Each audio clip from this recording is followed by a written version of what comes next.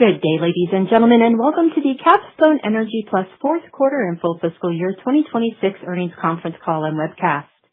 Today's call will cover the company's financial results for the fiscal fourth quarter and full year ended March 31st, 2026. At this time, all participants are in a listen-only mode. Following management's prepared remarks, we will open the call for questions from covering analysts. We will also address questions submitted by investors through the webcast. If you are joining via webcast and would like to submit a question, please click the Q&A button located on your screen and enter your question. Questions may be submitted at any time during today's presentation. As a reminder, today's conference call is being recorded. It is now my pleasure to turn the call over to Alfredo Gomez, General Counsel of Capstone Energy Plus. Alfredo, please go ahead. Thank you very much. Good afternoon, and thank you for joining Capstone Energy Plus Inc.'s fourth quarter and full fiscal year 2026 earnings conference call. On the call with me today are Vince Canino, the company's President and Chief Executive Officer, and Candace Graves, the company's Chief Accounting Officer. Today, June 25th, Capstone Energy Plus Inc.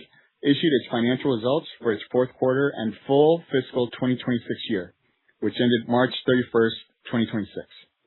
During today's call, we will be referring to slides that can be found on the company's website under the Investor Relations section. This conference call contains forward-looking statements representing the company's views as of today, June 25th, 2026. Other than as required by federal securities laws, the company disclaims any obligation to update or revise these statements to reflect future events or circumstances. You should not place undue reliance on these forward-looking statements because they involve known and unknown risks, uncertainties, and other factors that are in some cases beyond our control. Please refer to the safe harbor provisions set forth on slide 2 of the accompanying presentation in today's earnings release and in Capstone's filings with the Securities and Exchange Commission for information concerning factors that could cause actual results to differ materially from those expressed or implied by such statements.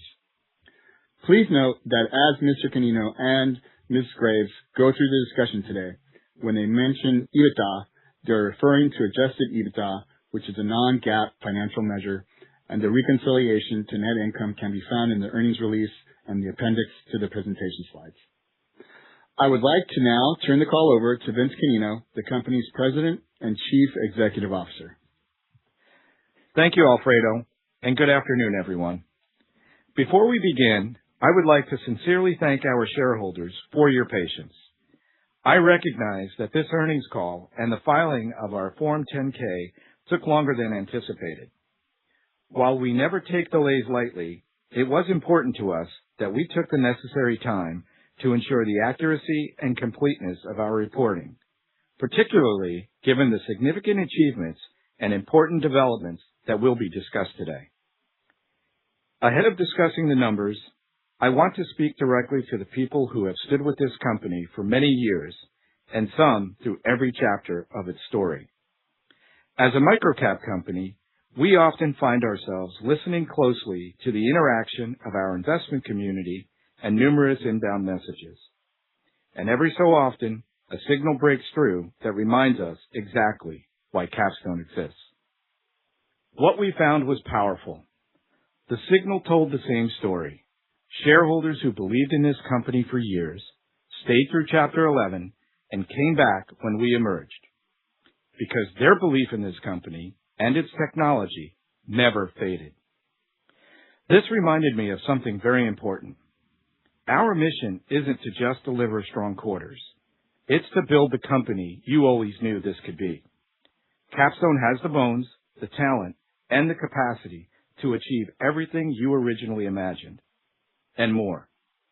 And for that, we are committed to delivering on that very belief every single day. This is now a company with strong fundamentals, bold expectations, and a tremendous runway. You see, leaders of public companies often talk about shareholder value, but for many, that phrase can sometimes float by as if it's filled with helium, almost without substance. I want to be clear. For us, those words carry real weight. They are grounded in something real, which is your belief in what we can accomplish. It is powerful to feel the history. Shareholders who believed in Capstone stayed through the hardest years and are still with us today. Their stories give that phrase shareholder value a depth that demands our respect and our action. At the same time, I want to extend a warm welcome to our new shareholders. Over the past year, a new group of investors has chosen to join the Capstone story. While many of you are newer to our journey, your confidence in our strategy, our technology, and our future is equally important. I also want to specifically acknowledge Monarch and our PIPE investors. Their support helps strengthen our capital structure, accelerate our transformation, and position the company for its next chapter of growth. Together, our long-standing shareholders and our newest investors form a community united by a common belief. Capstone's best days lie ahead. Which brings me to our name. As we announced several weeks ago, we are no longer Capstone Green Energy. We are Capstone Energy Plus. The shift from green to plus more accurately reflects the focus and ethos of our company today and where we are headed. We are something more than just green. We are ultra clean, quiet, innovative, and capable of far more than producing just electrons. Beyond electricity, we believe in a circular economy where waste heat becomes valuable thermal energy and waste streams become fuel streams converted into clean energy with a lower carbon footprint. Our innovative technology produces some of the highest uptime plug-and-play hybrid power solutions available. Shaped by our inverter-based technology, we deliver quiet, clean, and modular energy sustainably around the clock. Our destiny isn't tied to a single technology. It's tied to our ability to use the mastery behind microturbines to influence a broader energy landscape. And we plan to do this through technology and integration, which can also be funded under our Energy as a Service platform. Like an oak tree that has stood through storms and seasons, we believe our foundation and deep roots in microturbines are strong and time-tested.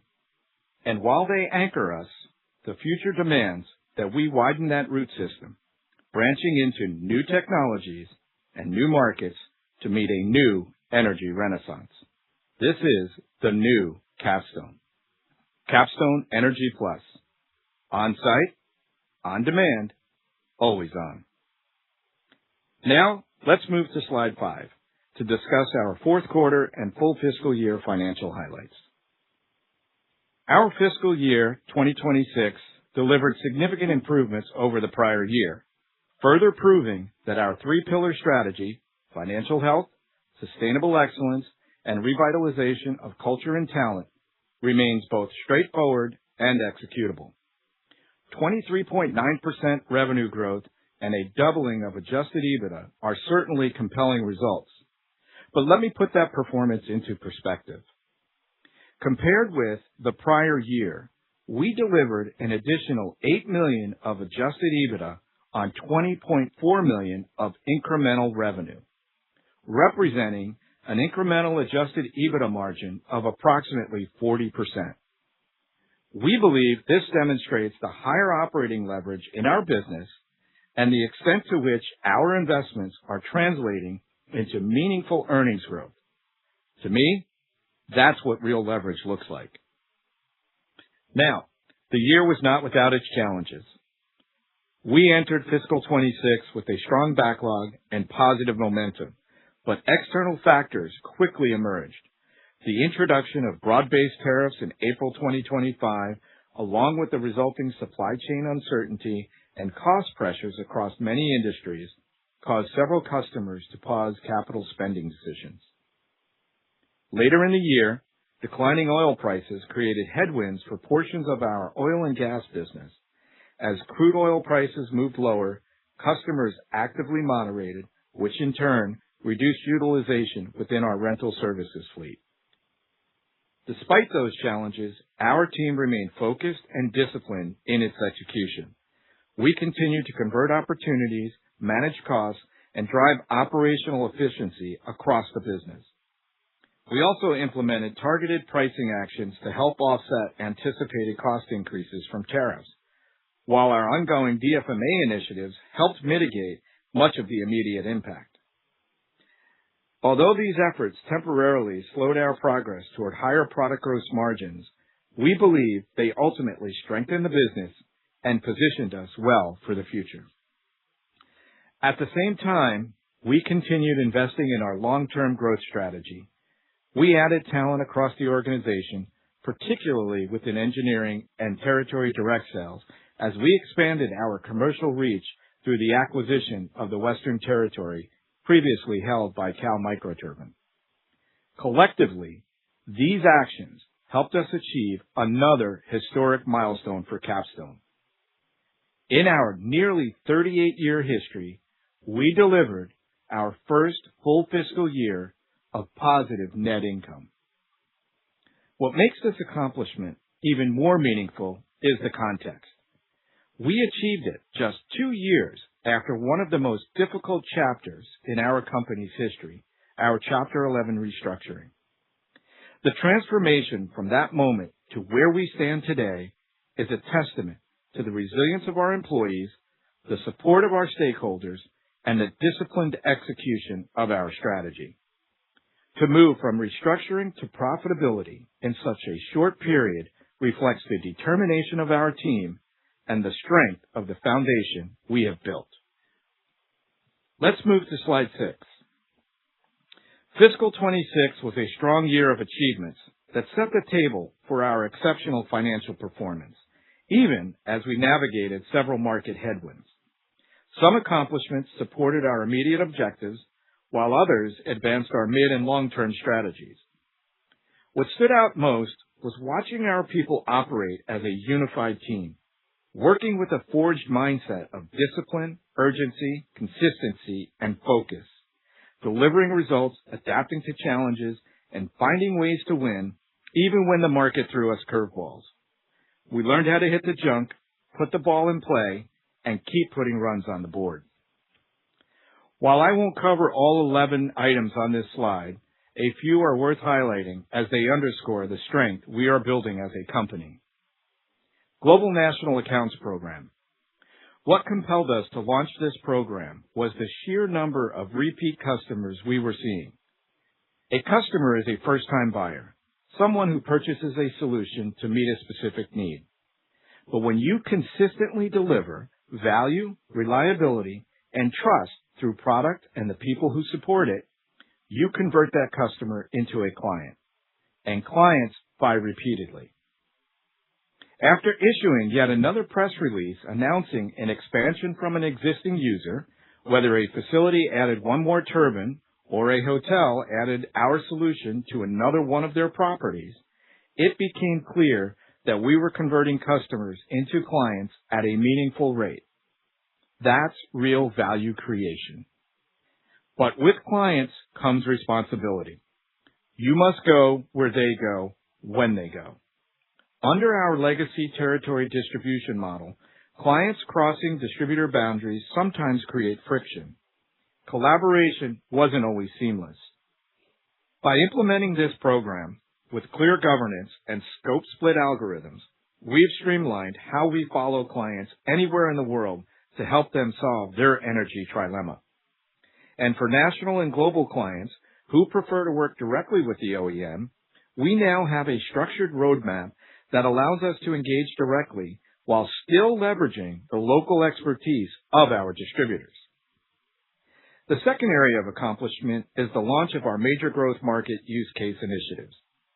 Yes, data centers are front and center, but any resilient business must future-proof itself. Data centers will experience cycles of rapid expansion and periods of slower growth. That's why we're also focused on opportunities such as port electrification. Ports are facing significant power infrastructure constraints, and many are realizing that solar and battery storage alone cannot meet their growing needs. Our technology, clean, quiet, portable, and capable of running on multiple gaseous fuels, including hydrogen, helps ports address both their infrastructure challenges and their decarbonization goals. Another major growth market is infrastructure strain. As discussed in our last earnings call, utilities are facing unprecedented strain, not just at substations, but across their entire fleet of field-deployed transformers. The rapid rise of EV charging is a major contributor. A single Level 2 charger can draw anywhere from 7 kW to 19 kW, whether at home, a strip mall, or a business. It doesn't take long for a standard 50 kW pole-mounted transformer to become overloaded. This creates a significant problem for utilities and municipalities. We are excited by the approach we have developed to this problem, which will provide quiet, clean, modular solutions that take the stress off these field-deployed transformers. This is exactly the space where our technology excels. As we discussed earlier, tariffs created meaningful headwinds during the year and had a negative financial impact. However, they forced us to bend, not break. In many ways, they accelerated improvements we may not have otherwise pursued as quickly. We challenged assumptions and re-examined portions of our supply chain and sourcing strategy.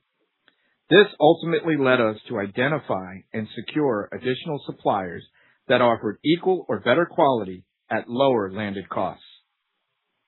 Today, we have greater supply diversity. By establishing secondary and tertiary sources of supply, we not only reduce component costs, we also harden business continuity, improve supply chain resilience, and enhance our ability to scale production as demand grows. What began as a challenge ultimately became an opportunity to make Capstone a stronger company. Moving to slide 7. I want to update you on our partnership with Monarch.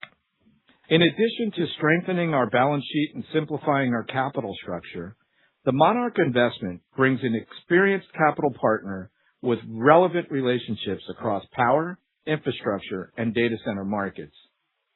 We are working closely with Monarch as we evaluate opportunities where Capstone's technology and energy-as-a-service capabilities can address the power constraints facing mission-critical customers.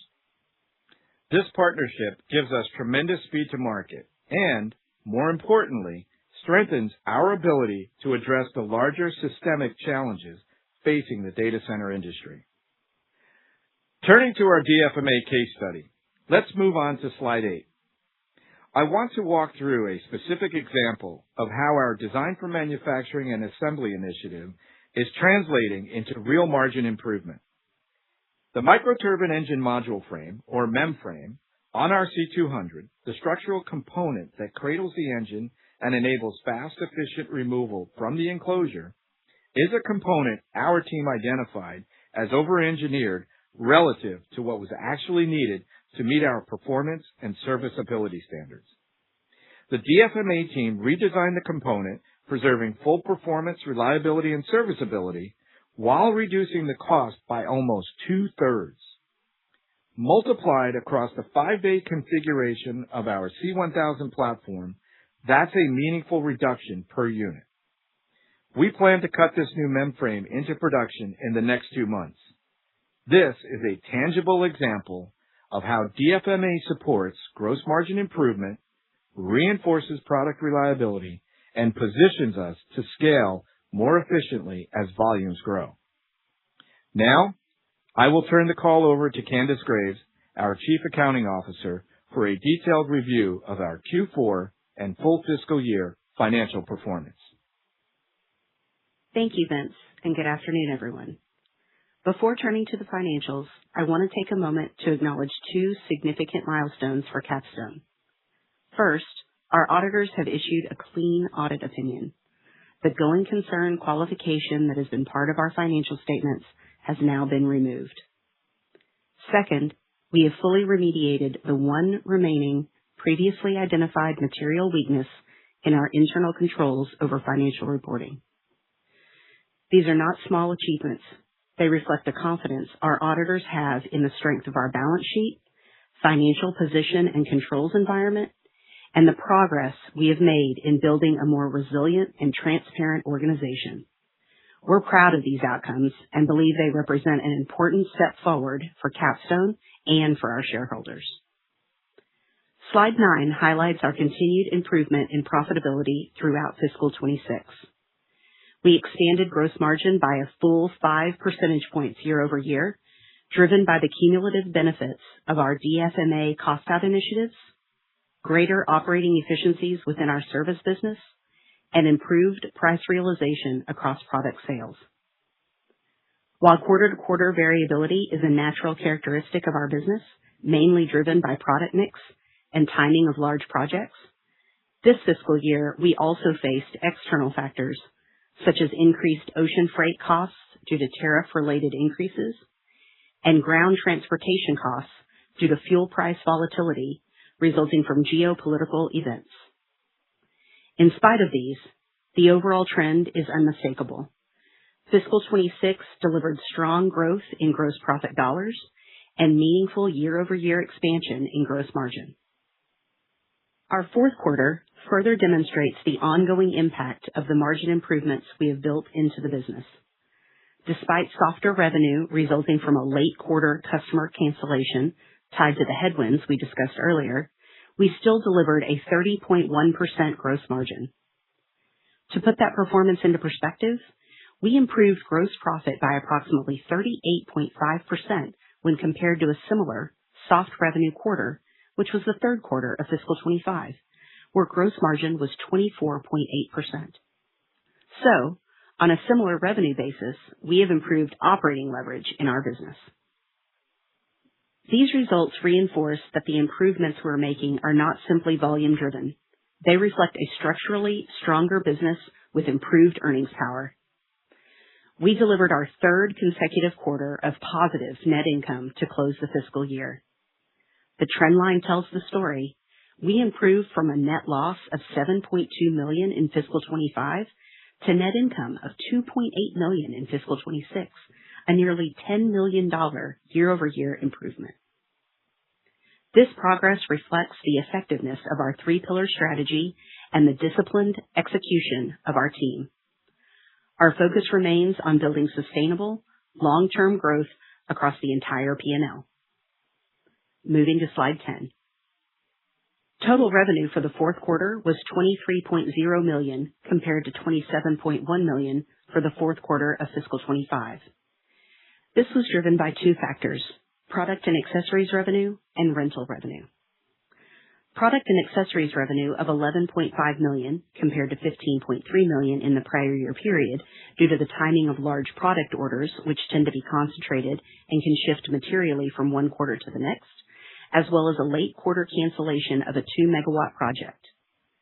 Rental revenue of $3.4 million compared to $4.0 million in the prior year period, reflecting decreased utilization because of the sharp drop in oil prices in the second half of fiscal year 26.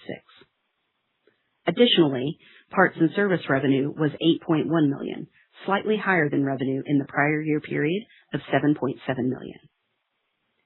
The top-line performance of Q4 fiscal 26 delivered a gross profit of $6.9 million compared to $7.5 million in the fourth quarter of fiscal 25.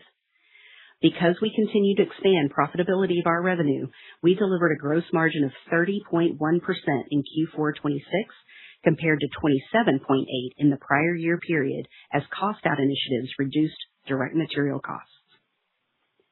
Research and development expenses were $1.0 million for the quarter, or 4.5% of revenue, reflecting continued investment in cost-out initiatives, product reliability, and new technology development.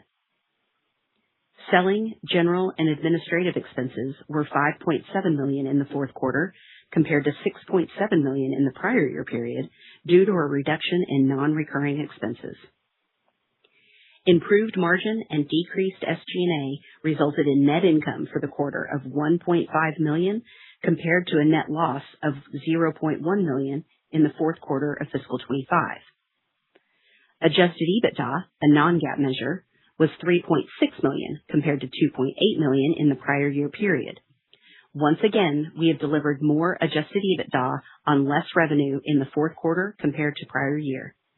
As a reminder, a reconciliation to net income can be found in the earnings release and the appendix to today's presentation. Reported EPS for the quarter was negative 47 cents compared to negative 1 cent in the prior year period. The net loss per share in Q4 fiscal year 26 was significantly impacted by a non-cash adjustment related to the accretion of the LLC's preferred units as our stock price improved. Without the impact of the accretion, our basic EPS for Q4 fiscal year 26 was a positive 6 cents. These results reflect the continued progress we made throughout fiscal 26 in strengthening Capstone's financial profile, improving operating discipline, and positioning the business for the next phase of growth.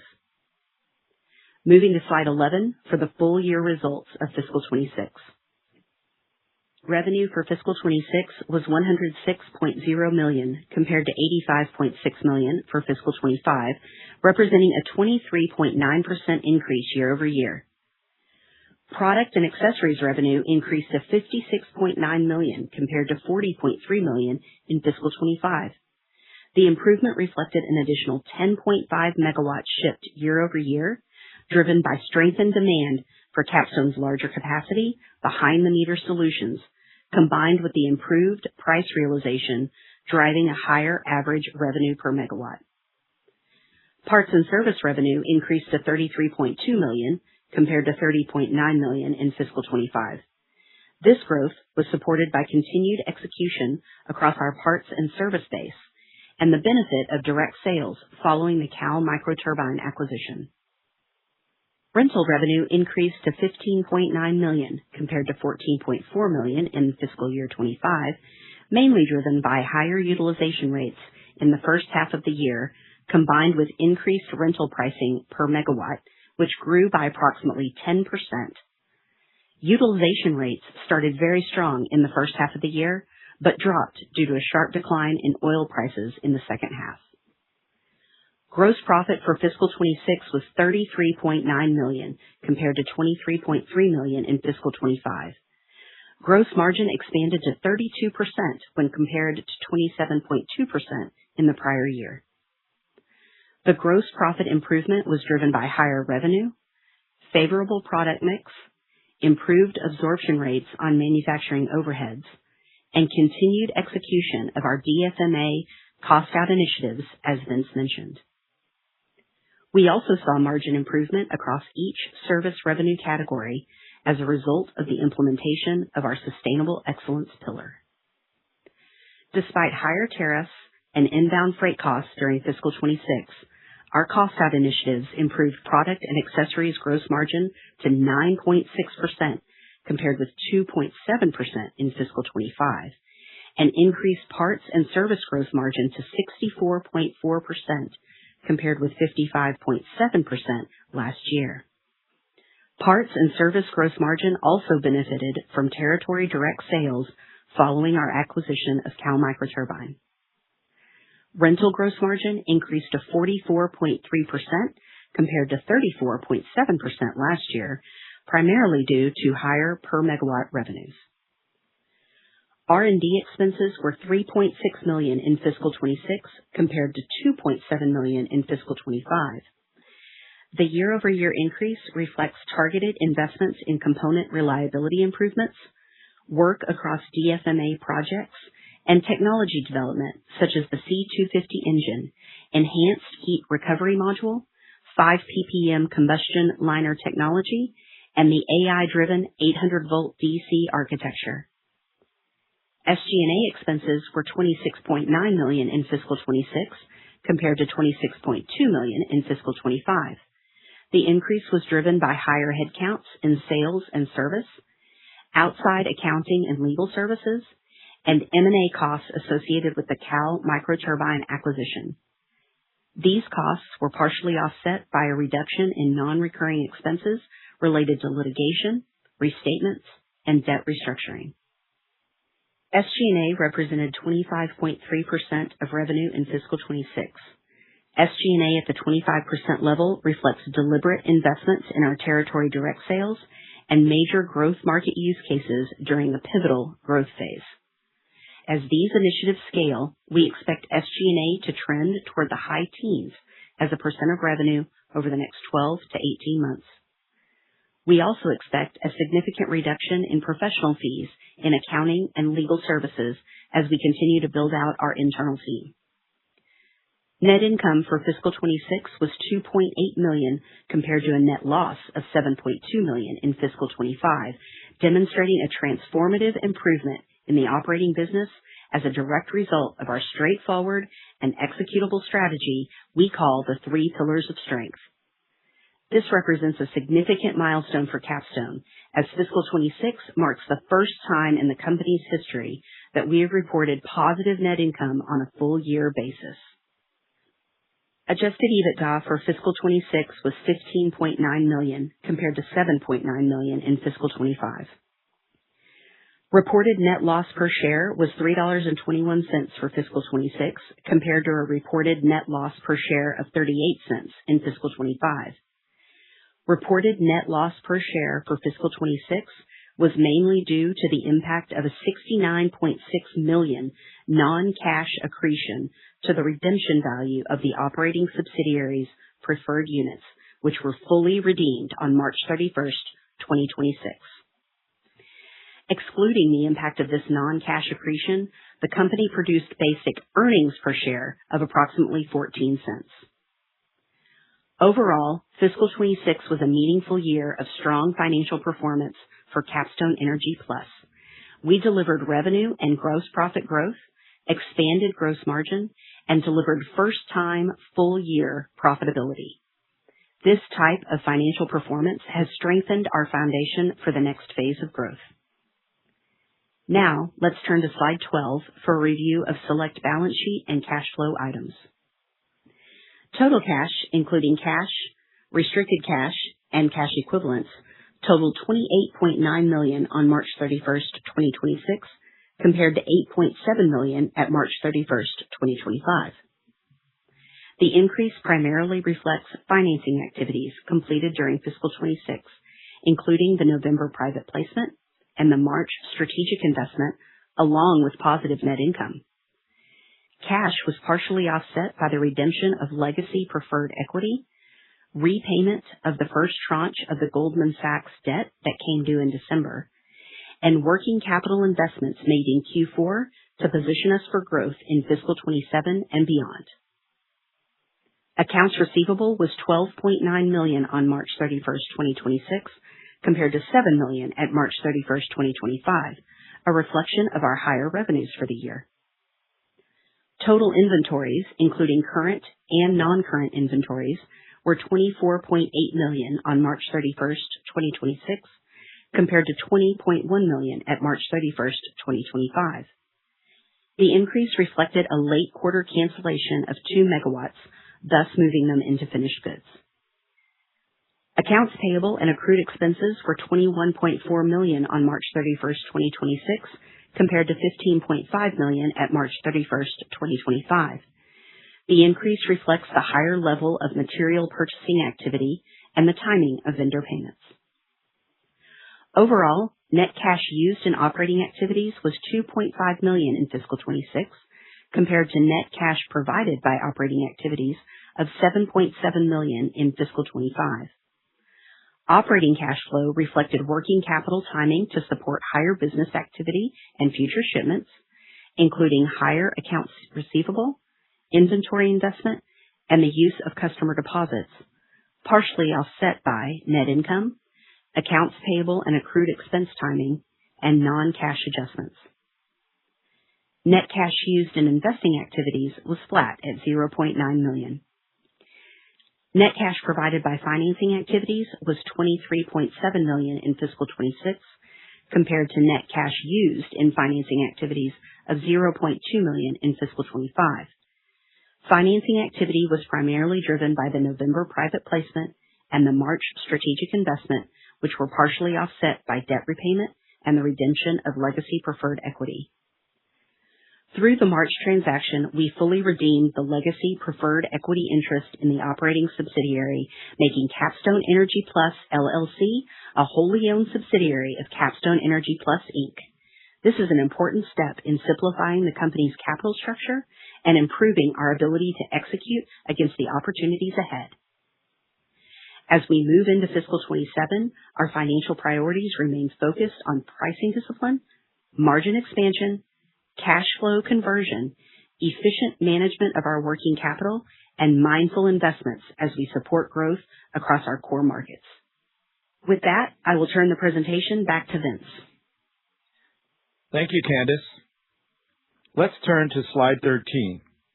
We've made meaningful progress on our top 4 technology investments since our last earnings call, and I'd like to briefly highlight where we stand today. First, our 800-volt DC architecture continues to perform exceptionally well. We deployed it in one of our C600 units, and it has now run successfully through a full quarter of test protocols. We are actively collaborating with several well-known data center infrastructure companies to pilot this technology in their labs and pilot sites. Please note that nothing has been signed at this time. In parallel, we are working with a leading data center engineering firm to develop a chemistry-based solution that can manage AI workload spikes and perform intelligent load balancing. More to come as we move into the proof of concept phase. On an even more exciting front, our 5 ppm combustion liner is outperforming expectations. Not only is it meeting and beating our 5 ppm target, we are seeing results that may place this technology in a performance realm typically associated with fuel cells. No guarantees yet, but the early data is compelling, and we are now in the process of validating this breakthrough.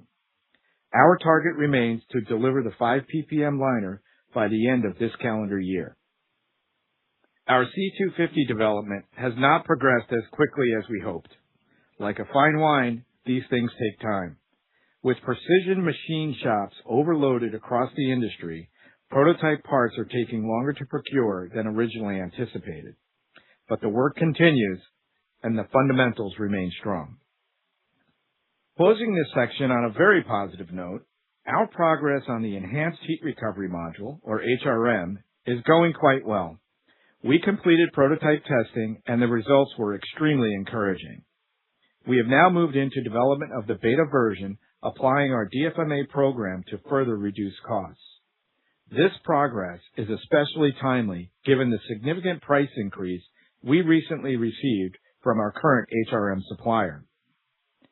With our own product targeted for commercial readiness by September, we expect to deliver greater value to customers evaluating combined cooling, heat, and power solutions. With that, let's move to slide 14, where I'd like to shift the discussion to what we're seeing in the data center landscape. I'd like to spend a few moments discussing one of the top-of-mind issues brewing and how Capstone may be able to help. Communities are increasingly pushing back on data centers being located in their neighborhoods, and the reasons are more complex than they may appear. The most visible example is what occurred in Ashburn, Virginia, where residential and commercial electric rates surged after the local utility was caught unprepared for massive load growth driven by data centers. That single event reshaped public perception nationwide. From there, concerns expanded to include noise, water consumption, and emissions. The reality, of course, is that not all data centers are created equal, and today's operators are far more responsible and efficient in how they manage water, sound, and environmental impact. Still, the question remains, how can communities and data centers coexist? Or perhaps, more provocatively, should they? The debate is still unfolding, and the tension is growing. What's clear is that communities are not willing to give up their smartphones, computers, AI tools, and cloud-based conveniences that data centers make possible. You see, data centers are the invisible backbone of modern life, and communities are wrestling with that very contradiction. We are not here to change anyone's viewpoint, but when we look at the problem that needs solving, it becomes clear that Capstone's technology and approach can address the noise, water, and emissions concerns in ways only few others can. Our technology is built around a single moving part that rides on a cushion of air, thus at exceptionally low noise levels, addressing the first concern. With these frictionless bearings, the system operates literally liquid-free. No water, no oil, no coolant, no lubricant. Addressing the second concern. This design also enhances our ultra-low emissions because there is no oil carryover to contaminate the combustion process like other gas turbines and reciprocating engines. Combined with our low NOx combustion system, we achieve single-digit emissions levels, thus addressing the third concern. Even more advantageous, there is the circular economy approach to our data center solution set. We recover our high-grade waste heat and use it to drive an absorption chiller, producing chilled water at roughly 1/10 the energy required by today's air-cooled electric chillers, thus dramatically reducing the data center's overall electrical load. And because every chiller must reject heat, we pair the system with a waterless dry cooler, eliminating the need for evaporative cooling towers and their heavy water consumption. Taken together, we believe we have addressed the major concerns community raised with data centers: noise, emissions, and increased costs due to water use and grid strain. All of this is delivered in a modular, scalable, plug-and-play engineered equipment package we call our Energy Surplus Program Reference Design. The final advantage? Our solution can integrate directly into the data center's medium voltage ring bus, avoiding multiple high to medium voltage conversions and further reducing electrical consumption needed by the data center. We also recognize that some data centers have already committed to electric chillers or have them installed. In those cases, we can still deliver a quiet, clean, efficient, and highly redundant power solution thanks to our modular architecture. Turning to slide 15. Capstone is positioned as a critical, scalable solution to two of the biggest macro forces reshaping the energy landscape: the explosive growth of data centers and the mounting strain on global electric grids. Investor calls across the energy and power sector show that data center demand is now the dominant growth driver. GE Vernova, for example, in their last earnings call, highlighted that 20% of its 100 gigawatts under contract is explicitly tied to data center infrastructure. Solaris Energy Infrastructure reported major long-term behind-the-meter power contracts for data centers, including a 600-plus megawatt 10-year deal that materially expanded its contracted generation portfolio. It is clear that data center power is the most investable theme in the entire energy sector. But data centers are facing unprecedented grid constraints. Communities are pushing back on traditional solutions. Operators need clean, quiet, modular, waterless, scalable power. And Capstone's technology directly addresses these pain points. This positions Capstone not as a niche turbine company, but as a mission-critical enabler of AI-driven digital infrastructure. On the grid, utilities and OEMs are openly discussing the strain on substations, transformers, and distribution networks. Demand for electrons is driving gas-powered momentum, and electrification growth is accelerating as customers seek integrated solutions across generation and grid software. EV charging, port electrification, and distribution loads are overwhelming local infrastructure. Grid upgrades are too slow and too expensive. Capstone's distributed ultra-low emissions modular systems are able to fill the gap today. This positions Capstone as a grid relief technology, not just a generator. The message we want you to walk away with today is this: we believe Capstone is emerging as a valuable infrastructure partner for data centers and electrification markets, offering clean, quiet, modular, grid-relieving power solutions at a moment when global demand for electrons is outpacing grid capacity.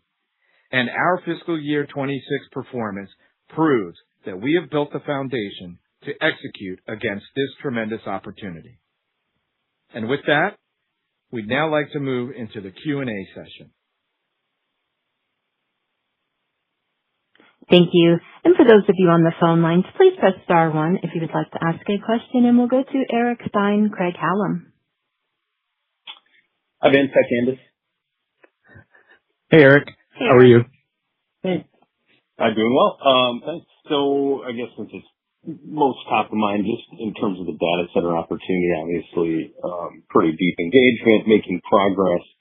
But as we think about kind of next steps that we should look for, do we need to see these things progress to pilots, 800-volt DC pilots, or are there some opportunities that could move forward in advance of that? Just trying to think about kind of what's the cadence we should see as this all plays out. Sure.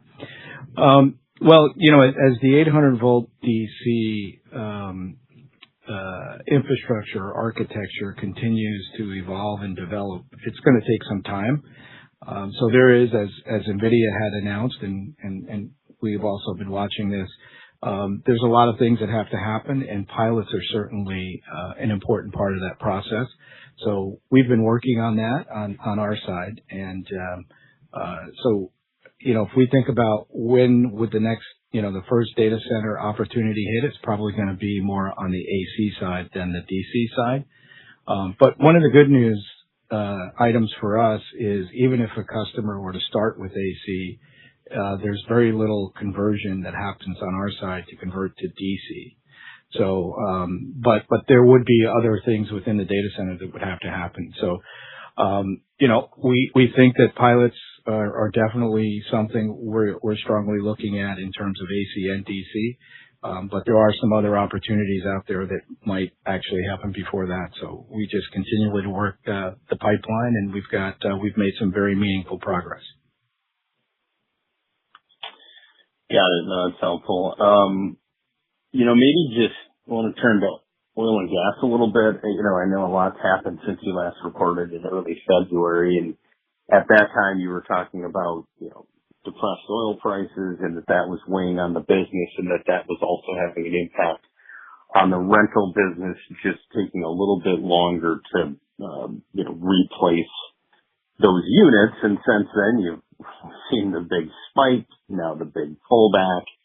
I mean, what does that do to demand? I mean, historically, I think your customers, it's been about elevated prices, but also, kind of less volatility. So just curious where that. Yeah, that's a good question, Eric. And I would say volatility is probably an important piece to this because, in some of the conferences that we sat in on the oil and gas side, we understand where a lot of them are, where their break-even points are. The other thing we like to look at is rig count and if we can understand the free cash flow, because that's an important element for the oil and gas players to invest in new wells and things like that. But if they have some predictability, then that certainly helps us with our rental fleet. And then they're just able to move the units around from wells to well. So when the oil market is very spiky and volatile, we do see some retractions, and then all of a sudden, a few months later, it could be a big surge for more appetite for rental units. Got it. So, I mean, whether it's rentals or product sales, I mean, this is a better environment than. Yeah. I don't want to put words in your mouth, but is that fair? It's a better environment than what we've seen in the last couple of months. It absolutely has. We've seen our rental opportunities significantly increase, and the deployments are back. And we're also seeing some capital purchases as well.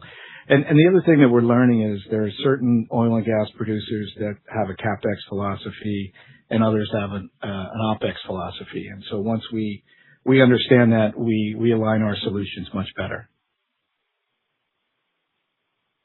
Okay, great. So, maybe just turning to margins, I know you've got higher aspirations, but if I'm not mistaken, I think this is your highest ever product gross margin quarter. You mentioned specifically the engine module, and I know that you've got other parts, or cut-ins, right, as part of your program here. So, I mean, is is there a way we should think about that margin progressing throughout fiscal 27 in light of some of the things that you have going on your end? Yeah, and I think fiscal 27, we're pushing the teams to get there faster with the cut-ins. A lot of the work has gotten done, and then getting that cut in and actually realizing those margin expansions are important. We especially need them after what we saw happen with the tariffs and also the increased costs of inbound freight. So the team's focused on it, and we do expect fiscal 27 to actually be better than fiscal 26 when it comes to our DFMA program and the cost outs we're achieving. Okay. I guess I'll sneak one more in. Just, anything you can share on the uplift, potential timing, steps you might have left, and that sort of thing. Thank you. Sure. And I know that was another question Kim we had on the list, so we'll tackle that one now. Look, it's been on our roadmap. Everybody knows we're pursuing it. Unfortunately, we don't have a crystal ball and we can't give anybody a specific answer, but once we have something meaningful, we're certainly going to be sharing that. And that's also part of our covenant with Monarch to get uplisted. And so we think, we're moving along quite nicely, and we'll let you know as soon as we hear something good. Okay. Thank you. Thanks, Eric. And everyone, at this time, we will be moving to our web questions, which Kim will announce. Thank you. Vince, can you give any progress updates on the AI data centers? Are you seeing any early signs of demand picking up? So, as I was sharing earlier around the data centers, we are making meaningful progress. And what I would tell you is that our pipeline is doubled in size, but more importantly, we've gotten more astute around the types of opportunities and what we're qualifying. And so, asking better questions like, are the end users identified and is this funded, really helps us avoid some of the stuff that we could be chasing, down a rabbit hole and to nowhere. So I think the team's gotten much better about evaluating opportunities and then really pursuing the ones that are going to happen. And we've made some very good progress along the way. And these things take time. This is not an easy space. There's a lot of technical vetting that has to happen, and then the commercial side of it as well. So. Excellent. Thank you. So Candace, next question goes to you. After closing the deal with Goldman, do they walk away owning any of our previous IP, patents, etc.? Is everything returned to Capstone? Yes. In our deal with Goldman, everything was returned to Capstone. We maintain our IP, patents, and trademarks. Excellent. Vince, why was the fourth quarter of earnings lower than fourth quarter of 2025? And additionally, is the company prepared to meet the demand should a data center order become secured? Let me clarify that, because our earnings as well as our gross profit for this fourth quarter was actually better than Q4 of 2025. Our revenue was certainly off. We were disappointed as well, and as Candace had mentioned, some of that was attributed to some of these larger deals just not coming over the line, as well as a late quarter cancellation. Going to the question around, data centers and can we handle the demand? This is something we've been working hard on. As a matter of fact, we brought in our top tier suppliers to do a 100 megawatt role play. And it was a really good exercise because where we thought the choke point was, it wasn't. And where we thought it wasn't, it was. And so those suppliers went off and they've mitigated those choke points. And so I think that's made us certainly better positioned, and we continue to work on our factory floor layout, and we're almost done with that. And actually we might even be able to squeeze in a few more megawatts if we're creative. So I'm going to work with John Tor on that. But yes, we believe strongly that we can handle the demand once the order is secured. Candace, the first quarter of fiscal 2027 is 5 days away from completion. How are we doing? Well, Q1 can be a lighter quarter for us, and we have seen some residual headwinds from Q4 early in Q1, but we're tracking to expectations for fiscal 27. Wonderful. Vince, the next two questions are for you. First one, has the new and improved assembly line been implemented? How's that going? Yes, we're on the 1 yard line. But no, the team's working hard on it, and we will be getting this done pretty shortly here. But we've made significant progress. We're pretty excited about the outcome, how things are laying out now, and we can see the productivity gains that we're going to get from this, as well as the increased production. And like I said just a few seconds ago, there's some other opportunities here. We might even be able to expand more capacity. So stay tuned. Pretty exciting. Yeah, the next question is, any further progress being made with suppliers to decrease lead times for critical components, especially the recuperator? Yeah, so as I mentioned earlier, we did that role play, which was extremely helpful.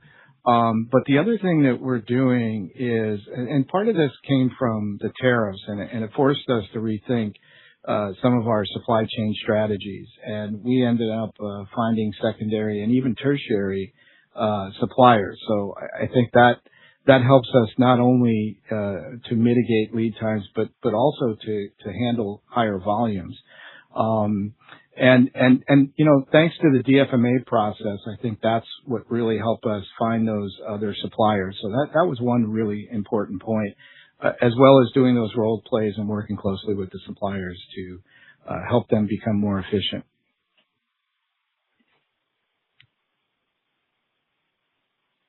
Is that in the Q&A? Are there any further? All right. At this time, there are no further web questions. I would like to hand the conference back to Mr. Vince Canino for any additional or closing remarks. Thank you.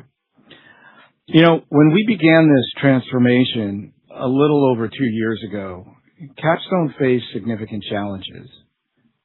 We had over a dozen active litigation matters, limited liquidity, a going concern statement in our 10-Ks, and 5 material weaknesses in our internal controls. Today, the picture is fundamentally different.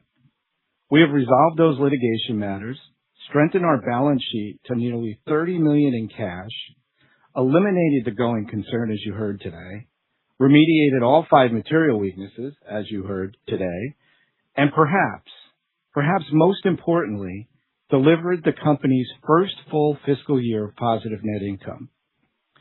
Now, I'm not sharing these accomplishments to take credit. Quite frankly, it's the opposite. They are the result of what can happen when you invest in people, revitalize a culture, and align an organization around a common purpose.